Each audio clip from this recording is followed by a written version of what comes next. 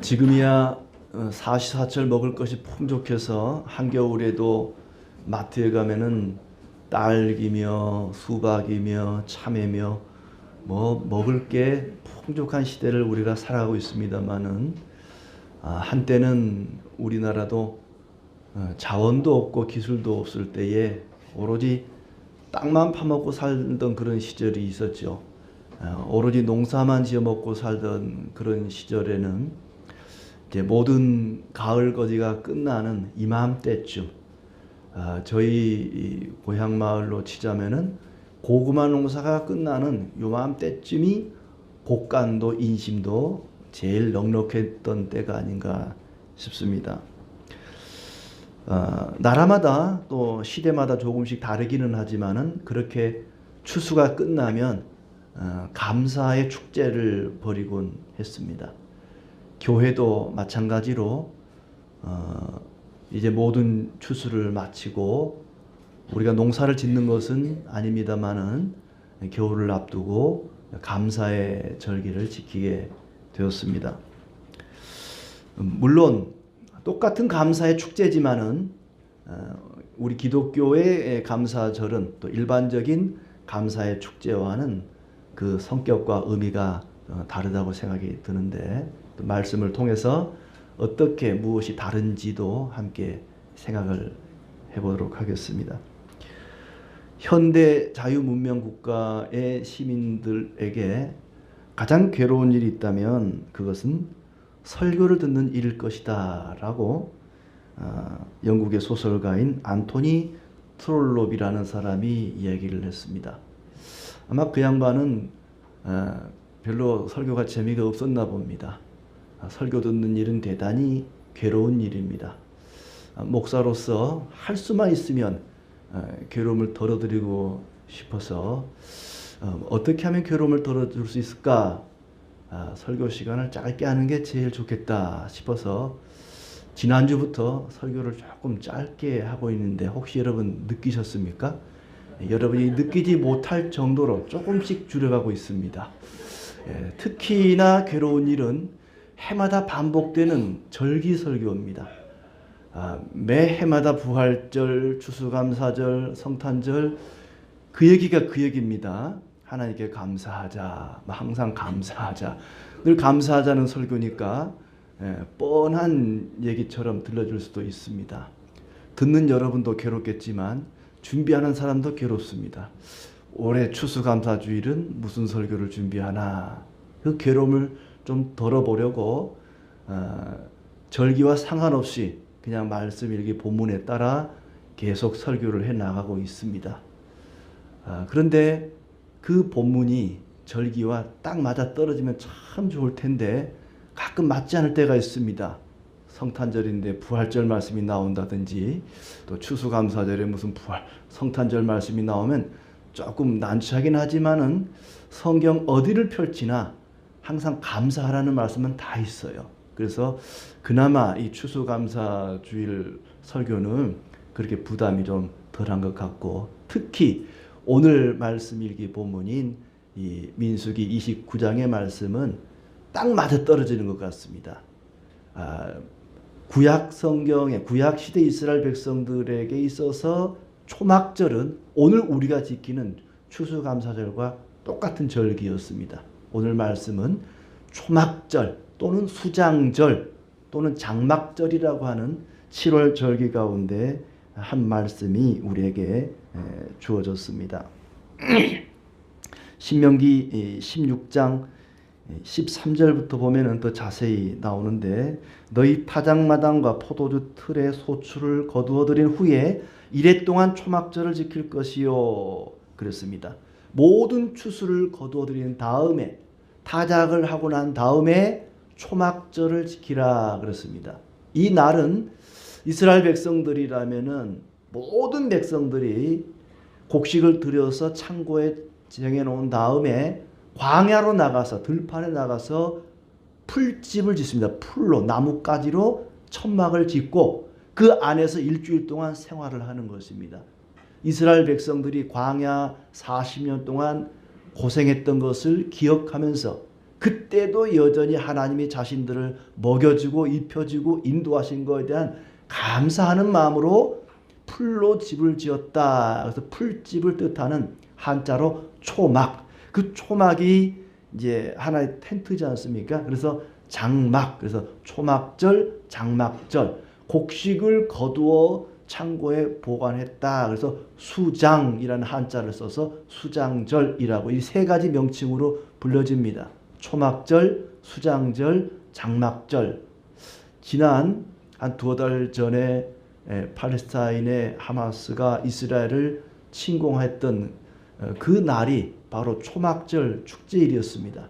지금도 여전히 이스라엘 사람들은 초막절이 되면은 광야로 나가서 어떤 이들은 자기 집 옥상에다가 천막을 치고 거기에서 일주일 동안 초막절 축제를 벌입니다. 그럴 때 그 이슬람 사람들이 팔레스타인 사람들이 생각할 때는 자기들이 가장 신성시 여기는 알-아크 사원 앞에서 이스라엘 사람들이 초막절 축제를 벌였다는 거예요. 이 무하마드가 반은 사람, 반은 노새인 짐승을 타고 하늘로 올라가서 알라를 만나고 모세를 만났다는 것을 기념하는 그 거룩한 신전 앞에서 이스라엘 백성들이 초막절 축제를 벌였다는 것 때문에 아마 화가 나서 그런 일을 저질렀다라는 이야기도 있습니다. 아무튼 그때가 초막절이었습니다. 이스라엘 백성들은 이 구약 시대부터 지금까지도 계속해서 이 초막절 축제를 벌이고 있습니다. 하나님께서 이스라엘 백성들을 이제 시내산에서 출발해서 가나안 땅으로 가게 하시는데 순식간에 성경은 이제 38년의 세월이 이제 지나왔어요. 여러분이 쭉 읽어오신 분들은 아시겠지만은 모세를 이제 인솔자로 해서 시내산에서 출발을 했는데 모압 평지에 요단강 동편에 있는 모압 땅, 그 맞은편은 가나안 땅입니다. 가나안 땅을 마주보고 모압 평지에다가 진을 치게 되었습니다. 모압 평지에 진을 치고 있는 이스라엘 백성들에게 하나님께서 모세를 통해서 말씀을 주시는 거예요. 처음 출발할 때 나왔던 20세 이상의 성인 남자들은 다 죽었습니다. 그리고 그때 어렸거나 중간에 광야에서 태어난 제2세대가 이제 가나안 땅을 들어가기 위해서 모압 평지에 지금 진을 치게 된 거예요. 그들에게 이스라엘 백성들에게 가나안 땅에 들어가면은 반드시 너희가 제사를 드리고 절기를 지켜라 하는 것이 28장, 29장에 나오는데 그들이 가나안 땅에 들어가서 반드시 지켜야 할 여러 가지 제사와 또 축제와 절기가 나옵니다. 그 가운데 맨 첫 번째가 매일 하나님께 드리는 제사, 상번제, 윗상자가 아니라 항상 할 때 그 상자입니다. 매일매일 항상 계속해서 드려야 할 제사가 상번제가 나와요.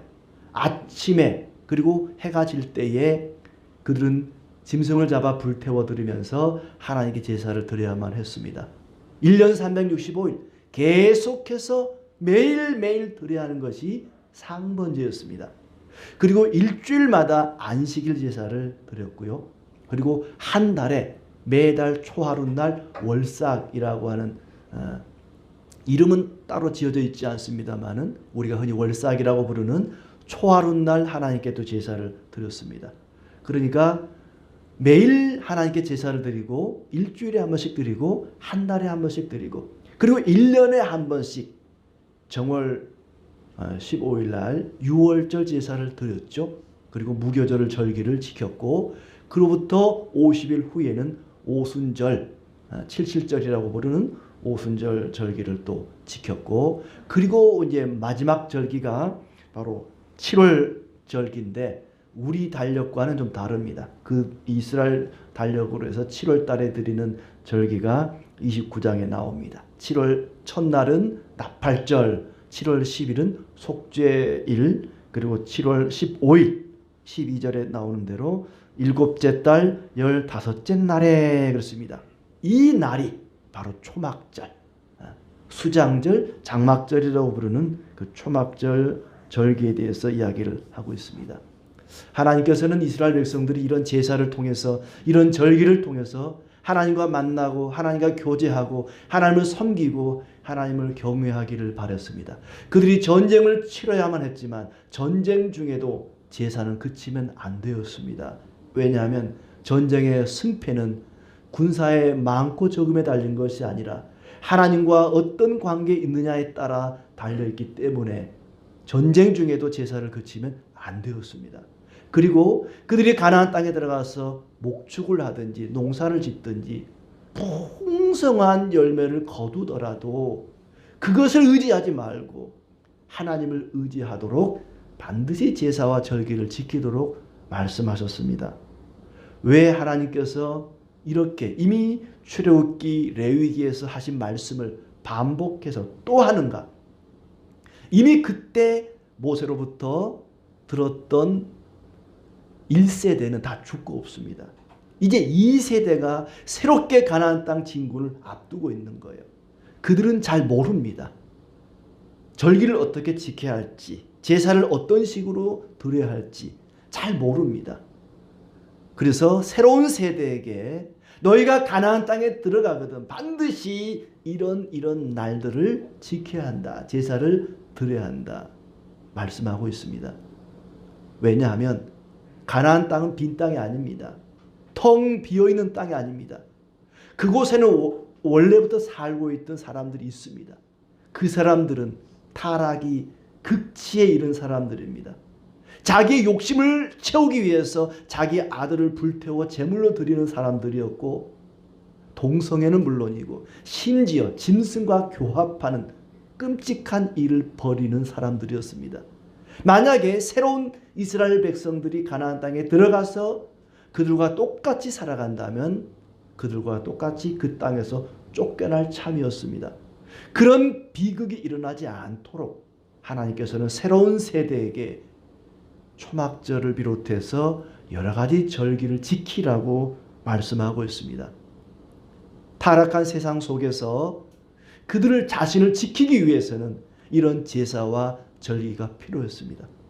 매일같이 매 주일마다 매 달마다 매 해마다 이렇게 제사를 드림으로써 그 세 속에 물들지 않고 자기 자신의 신앙을 온전히 지켜나갈 수가 있었던 것이지요.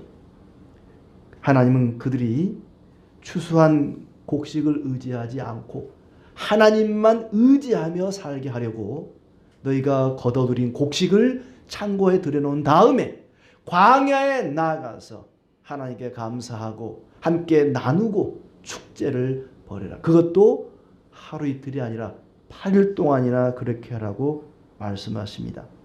이 초막절은 그야말로 감사의 절기였습니다. 그런데 무턱대고 아무렇게나 지켜도 되는 절기가 아니라 어느 정도 규칙이 있습니다. 초막절을 이렇게 지켜라 하는 초막절 규례가 있습니다. 그 초막절 규례 가운데 몇 가지를 통해서 우리가 오늘 감사절에 어떻게 하나님께 감사해야 될까?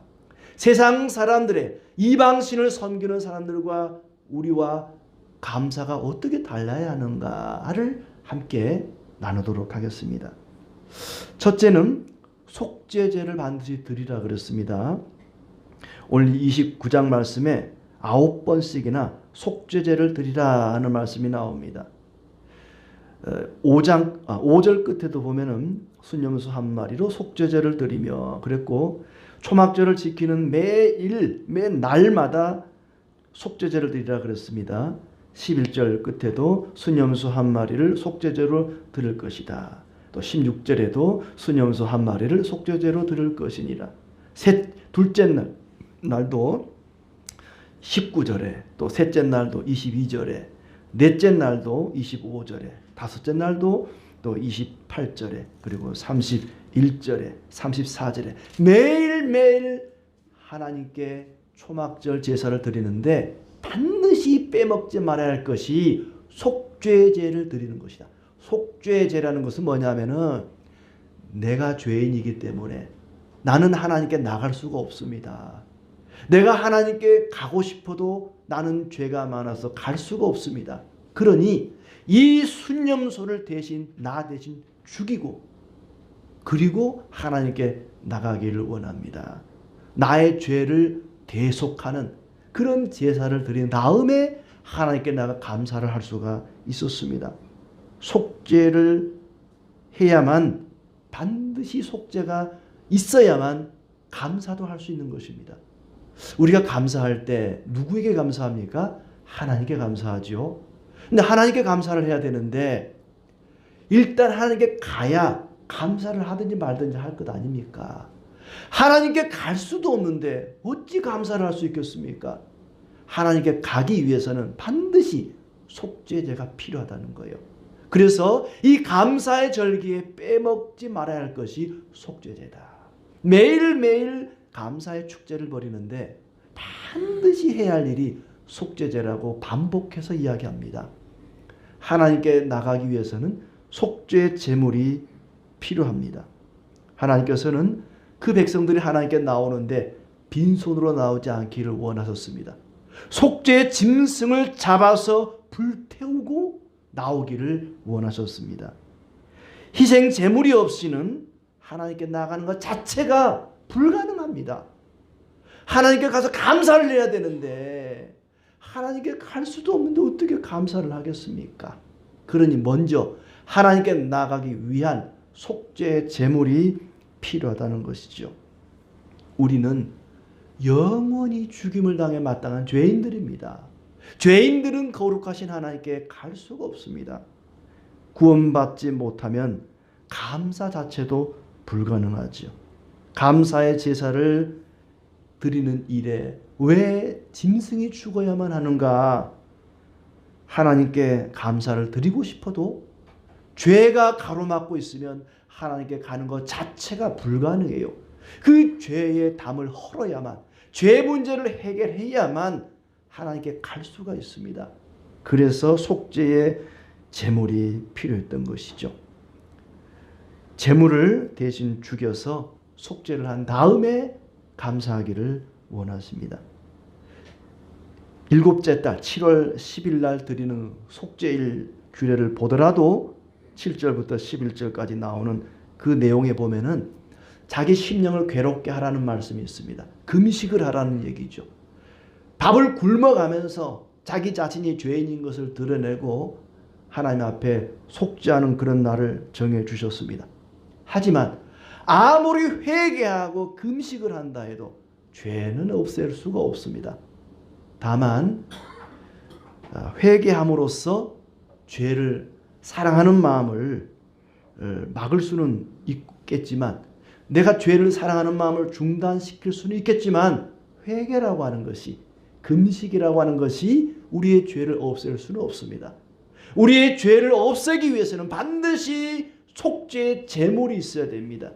그 희생 제사가 없이는 하나님께 나아가는 것 자체가 불가능합니다. 금식하고 회개하는 것으로는 하나님 앞에 나갈 수가 없기 때문에 대속의 죽음이 반드시 필요합니다. 하나님과 아무 상관도 없는 사람이 하나님께 가가지고 하나님 감사합니다 이렇게 말할 수는 없잖아요. 아이가 학교에서 상을 받았는데 나하고 아무 상관이 없는 지나가는 동네 아저씨한테 나 상 받았어요 자랑해봐야 별로 마음에 감흥이 없을 거예요. 우리 아버지 어머니가 돼야 나 상 받았어요 하면은 좋아라 춤을 추지 않겠습니까? 하나님과 나 사이가 아무 관계가 없으면 아무리 우리가 하나님 1년 동안 이렇게 많은 풍성한 소출을 얻었습니다 들고 나가도 하나님이 기뻐하지 않을 겁니다. 네가 누군데 나한테 와서 자랑하니? 나는 네하고 아무 상관없어. 그럴 거예요. 우리가 먼저 속죄의 제물을 통해서 하나님께 나가야만 하나님이 기뻐하십니다. 이스라엘 백성들이 해마다 달마다 매일매일 반복해서 짐승을 드렸다는 것은 그 짐승의 죽음은 온전한 희생 제물이 되지 못했다는 것입니다. 우리에게 있어서 온전한 희생제물, 온전한 희생제사는 오직 예수 그리스도의 십자가 죽음밖에 없습니다. 그 예수님의 십자가 죽음을 믿음으로 우리는 하나님께 나갈 수가 있게 되었습니다. 구약의 이스라엘 백성들은 매번 하나님께 나갈 때마다 제물을 들고 나가야 했지만 이제 우리는 그럴 필요가 없습니다. 온전한 희생 제물 되시고 온전한 희생 제사를 드리신 예수님을 마음에 믿음을 가지고 나가면 되는 것입니다. 추수감사 주일날 여러분은 하나님께 무엇을 드리겠습니까? 사과를, 배를, 바나나를, 배추를, 쌀을 드리겠습니까? 하나님이 기뻐하는 것은 믿음입니다. 우리가 믿음을 드릴 때 하나님은 가장 기뻐하십니다. 믿음이 없이 드리는 것은 아무 소용이 없습니다. 믿음도 없으면서 나 이렇게 쌀농사 많이 지었으니까 교회 한 푸대 드리겠습니다. 하나님 그런 거 기뻐하지 않습니다. 아무리 많은 곡식을 드려도 아무리 값비싼 과일을 드려도 믿음이 없이 드리는 것은 하나님 기뻐하지 않습니다. 하나님께서는 믿음을 원하십니다. 믿음이 없이는 하나님을 기쁘시게 할 수가 없는 것입니다. 믿음이 없으면 감사는커녕 하나님께 나가는 것조차 불가능한 일입니다. 과일을 못 드려도 곡식을 드리지 못해도 믿음을 드린다면 하나님이 가장 기뻐하실 것입니다. 믿음을 드리는 추수감사주일 되시길 바랍니다. 두 번째로 매일 감사해야 됩니다. 여기 또 반복되는 말씀이 아까 불러드린 그 구절 속에 똑같이 반복되는 말씀이 속죄제와 상번제와 그 소제와 그 전제 외에 순염소 한 마리를 속죄제로 드렸더라. 그러니까 이스라엘 백성들이 1년에 한 번씩 초막절을 지켰지만 초막절을 지킨다고 해서 매일 드리는 상번제를 건너뛰지 않았다는 겁니다. 아침 저녁으로 드리는 상번제도 드리면서 초막절 제사도 같이 드렸습니다. 초막절이라고 해서 오늘은 어차피 초막절 제사로 그냥 왕창 제물 드리니까 평상시에 늘 하던 상번제는 생략합시다. 그럴 수는 없다는 거예요. 여드레 동안에 초막절 감사 제물을 드리지만 전 백성이 이제 대표로 드리는 거죠. 상번제 제사도 여전히 똑같이 드렸다는 거예요.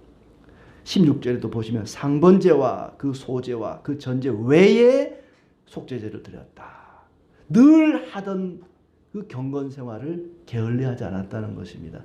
우리가 추수감사절을 오늘 예배를 드린다고 해서 평상시 드리는 그 예배의 마음이 바뀌어서는 안 됩니다. 늘 하던 감사 생활이 건너뛰어서는 안 된다는 얘기입니다. 매일매일 하나님 은혜 속에 살기 때문에 우리는 매일매일 기도합니다. 이스라엘 백성들이 매일매일 아침에 해질 때 상번제로 제사를 드렸던 것처럼 우리는 매일매일 하나님께 기도하며 살아갑니다. 쉬지 말고 기도하라고 하는 말씀이 그런 말씀 아니겠습니까? 마치 아침 저녁으로 식사 때에 하나님을 모시고 식사를 하는 것처럼 항상 하나님을 기억하는 의미로 그들은 매일같이 안식일 날도 월삭에도 오순절에도 77절 또 초막절에도 한결같이 그들은 상번제를 게을리하지 않았습니다. 매일매일 하나님을 모시고 사는 마음으로 그들은 상번제를 드렸습니다. 특별한 절기라고 해서 매일 드리는 제사를 건너뛰지 않았다는 얘기입니다. 광야는 죽음의 공포가 가득한 곳입니다. 언제 어떻게 죽을지 모르는 곳이 광야입니다.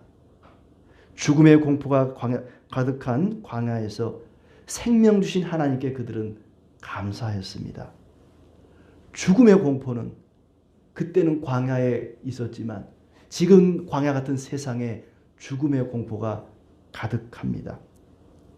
사랑하는 사람을 떠나 보내거나 나 자신의 죽음을 생각하면 참으로 슬프고 두려움이 가득합니다. 시신을 땅에 묻는 순간 장례는 끝난다고 말하지만 어떤 이들의 장례는 그때부터 시작이 된다고 이야기합니다. 내가 죽든 사랑하는 가족이 죽든 죽음의 고통은 우리 앞에 늘 기다리고 있습니다. 우리 모두는 그 죽음을 앞에 두고 살아가는 사람들입니다. 호흡이 다하는 그 순간까지 우리는 매일매일 감사하며 살아가야 할 것입니다. 죽음의 공포가 가득한 광야에서 이스라엘 백성들이 매일매일 아침 저녁으로 상번제를 드렸던 것처럼 우리는 매일같이 살아있음에 감사하며 살아가야 할 것입니다. 어떤 특별한 일 때문에 그들이 고정적으로 드리던 상번제를 건너뛰지 않은 것처럼 어떤 특별한 날이라고 해서 우리가 감사를 건너뛰거나 기도 생활을 중단해서는 안 될 것입니다. 살다 보면 좋은 날도 있고 굳은 날도 있습니다. 마치 인생은 날씨와 같죠. 상황과 조건에 상관없이 매일매일 그들이 상번제를 드렸던 것처럼 나의 형편이 좋든지 나쁘든지 우리는 매일같이 하나님께 감사하며 살아가야 할 것입니다. 이 모든 것이 좋기 때문에 감사하는 것이 아니라 하나님이 좋은 분이기 때문에 감사한다는 말이 있습니다. 내 상황이 좋기 때문에 감사하는 것이 아니고 하나님이 좋은 분이기 때문에 우리는 매일매일 감사할 수가 있습니다. 이스라엘 백성들이 그들이 좋은 일이 있든지 굳은 일이 있든지 어떤 형편에 있든지 매일매일 변함없이 상번제를 드렸던 것처럼 우리는 매일같이 하나님께 감사를 드려야 할 것입니다. 감사로 드리는 자는 하나님을 영화롭게 하나니. 감사의 제사가 끊이지 않기를 축복합니다. 또 하나 각자 감사해야 됩니다. 맨 마지막 39절에 보면 너희가 이 절기를 당하거든 여호와께 이같이 드릴지니 이는 너희의 서원제나 낙헌제로 드리는 번제, 소제, 전제, 화목제 외에 드릴 것이니라. 너희의 서원제나 낙헌제는 개인적으로 드리는 제사입니다. 개인적으로 하나님께 감사할 일이 있거나 하나님께 다짐하는 일이 있거나 개인적으로 드리는 제사가 있습니다. 개인적으로 하나님께 감사할 일이 있을 때 번제, 소제, 전제, 화목제를 드렸습니다. 그것들 외에 초막절 절기를 지키라는 거예요. 초막절 절기를 지키니까 내가 개인적으로 지킬 제사는 그냥 생략하자. 이럴 수는 없다는 겁니다. 단체로 전체가 드리는 제사가 있고 개인이 드리는 제사가 있습니다. 앞에 얘기한 여러 절기들 제사는 이스라엘 백성 전체가 드리는 제사입니다. 전체가 지키는 절기예요. 그거 외에 개인적으로 감사할 일은 따로 감사하라는 겁니다. 어차피 초막절 제사 드리니까 내가 개인적으로 감사할 일이 있으니까 그냥 묻어서 나라가 전체가 드리는 감사 절기에 개인적인 감사까지 그냥 묶어서 드리자. 묶어서 퉁치자. 그럴 수는 없다는 겁니다. 전체가 같이 감사되는 게 필요합니다. 교회 전체가 하나님께 감사하고 국가적으로 감사하고 우리가 단체로 감사할 일이 있습니다. 그런가 하면 틀림없이 개인적으로 또 감사할 일이 있는 거예요. 전체가 감사하는 그 일에 개인적인 감사를 묶어서 감사하지 말고 개인적으로 각자가 감사할 일은 또 감사하라는 거예요. 국가적으로 감사할 일은 감사 초막절 절기로 따로 하고 개인적인 감사는 또 각자 감사하라는 얘기입니다. 천국 가는 것도 마찬가지입니다. 한 집안 식구들이 묶어서 같이 가는 거 아닙니다. 개인적으로 우리 부모님이 무슨 뭐 장로고 권사고 집사니까 나는 교회를 안 다니지만 나는 묻어서 가는 거야. 그럴 수는 없습니다. 각자가 믿음은 각자가 믿는 것이고 천국도 각자가 가는 것이지요. 어떤 사람은 나 혼자 집에서 예배드리고 혼자 그냥 은혜 받고 혼자 신앙생활하는 사람이 있어요. 그런 사람은 함께 모여서 신앙생활을 하는 것과는 비교가 할 수 없습니다. 하나님은 교회를 통해서 믿음의 공동체를 통해서 은혜를 베푸시기 때문에 그렇습니다. 이방 제사와 우리 이 교회의 기독교의 감사 절기가 다른 것은 우리는 아무 조건 없이 감사하는 것입니다. 세상 사람들은 감사의 축제를 하더라도 더 많은 것을 얻기 위해서, 더 많은 것을 받아내기 위해서 마치 거래를 하듯이 우리가 이렇게 재물을 드릴 테니까 다음에는 더 많이 주세요 하는 그런 거래를 하는 축제죠. 그러나 우리가 추수감사절로 하나님께 예물을 드리고 하는 것은 아무 조건 없이 받은 은혜에 그저 감사해서 드리는 것입니다. 숨김없이 회개하고 아낌없이 감사하고 조건 없이 헌신하는 것입니다. 이스라엘 백성들의 신앙은 절기의 신앙이었습니다. 잔치와 향연이 끊이지 않았습니다. 그 잔치와 절기와 제사 속에 숨어 있는 의미를 우리는 오늘 깊이 되새겨야 할 것입니다. 그들은 그것을 통해서 하나님을 만났습니다. 그러나 국가가, 나라 전체가 제사를 통해 하나님을 만나는 경우도 있지만 하나님을 만나는 일은 개별적으로 만나는 것입니다.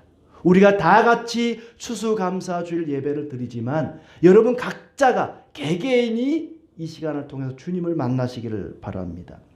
마치 상장을 받은 아이가 엄마 아빠를 향해서 기분 좋게 그 상장을 들고 뛰어가는 마음으로 하나님, 올 한 해 동안 제가 이렇게 많은 은혜를 받았습니다 하고 받은 은혜를 들고 하나님 앞에 나아가시기를 바랍니다. 빈손으로 가기보다는 우리는 무엇인가를 가지고 가야 됩니다. 가장 첫 번째가 믿음을 가지고 나아가는 것입니다. 그들은 희생 제물을 가지고 나아갔지만 우리는 희생 제물 대신 예수님을 믿는 그 믿음을 가지고 하나님께 나아가야 됩니다. 그것이 먼저 되지 않으면 그 외에 그 어떤 추수 곡물도 아무 의미가 없습니다.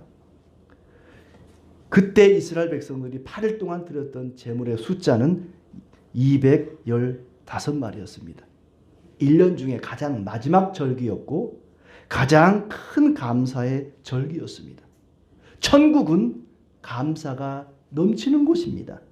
요한계시록 4장 9절에 보니까 그 생물들이 보좌에 앉으사 세세토록 살아계시는 이에게 영광과 존귀와 감사를 돌릴 때에, 그렇습니다. 천국의 모습을 사도 요한이 보았는데 어떤 모습이냐? 천군 천사들과 앞서간 성도들이 하나님의 보좌를 둘러서서 영광과 존귀와 감사를 돌리는 곳이라는 겁니다. 천국은 감사하는 곳입니다. 김밥 천국이 아니라 감사 천국입니다. 감사 천국. 초가집에 살아도 감사가 넘치면 그곳이 천국입니다. 구주궁궐에 살아도 감사가 없으면 그곳은 지옥입니다. 추수감사 주일은 초막절과 같이 지나온 날들을 잊지 않겠다. 받은 은혜에 감사하겠다. 그리고 하나님만을 의지하겠다는 다짐이 담겨있는 절기입니다. 날 구원하신 하나님께 감사하고 모든 것 주신 하나님께 감사하는 절기입니다. 그렇게 이스라엘 백성들이 초막절 절기를 지킬 때 하나님이 그들을 만나주시고 더 많은 것으로 그들에게 복을 내려 주셨습니다. 추수감사 주일날 믿음으로 하나님께 나아가고 이 감사의 날들이 오늘 하루로 그치는 것이 아니라 매일매일 감사하면서 각자가 받은 은혜 감사하며 나갈 때에 하나님께서 여러분에게 매일매일이 축제의 날 되기를 그렇게 축복하시기를 바랍니다. 이제 여러분의 삶이 하루하루가 축제와 같은 그런 기쁘고 즐거운 날 되기를 바라면서 주님이 예비하신 성찬에 초대합니다.